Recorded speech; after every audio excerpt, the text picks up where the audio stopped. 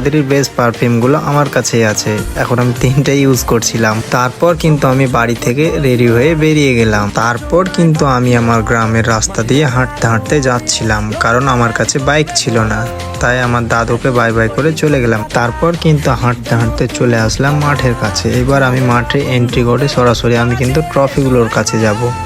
আর এটাই হচ্ছে আমাদের বরজুমলা কলোনি অভিযান সংঘের মাঠ। তো সামনে কিন্তু ট্রফি রাখা আছে, ওইখানে যাব। তো এখন কিন্তু দেখতে পাচ্ছ আমি এখন ট্রফিগুলোর কাছে যাচ্ছি, কারণ সামনেই ট্রফি রাখা আছে। তো দেখতে পাচ্ছ এগুলোই কিন্তু আজকের ম্যাচের trophy, first cup and second cup. তো আজকের ট্রফিগুলো কিন্তু অনেকটাই ছোট, কারণ আজকে প্রাইজ মানিটা অনেকটাই বেশি ছিল।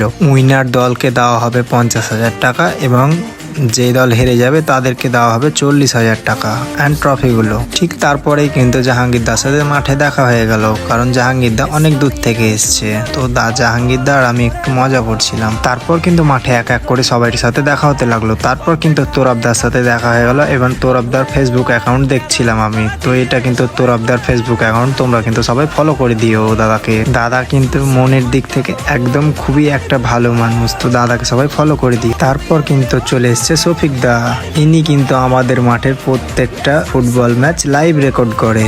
তো দাদার সাথে দেখা করে খুবই ভালো লাগলো। আর কিন্তু কিছুক্ষণের মধ্যে আমাদের খেলা চালু হয়ে যাবে। এইবার কিন্তু স্কুলের স্টুডেন্টগুলোকে নিয়ে মাঠের মধ্যে ঘোরাতে লাগলো। আর আমি একটু ভিডিওটা ফাস্ট করে দিয়েছিলাম, কারণ অনেকটা সময়ের ব্যাপার ছিল। পুরো মাঠটা যদি ঘুরিয়ে ভিডিও করতাম অনেকটা লং হয়ে যেত, তাই আমি ভিডিওটা ফাস্ট করে দিয়েছিলাম। দেন কিন্তু মাঠের মধ্যে একটা একটা করে প্লেয়ারগুলো নাম ছিল। এখানে কিন্তু সোহেলদা নাম ছিল, আর আমার সাথে হাত মিলিয়ে মাঠের মধ্যে জিম করতে চলে গেল। তো তারপরে কিন্তু সোহেলদা মাঠের মধ্যে জিম করছিল।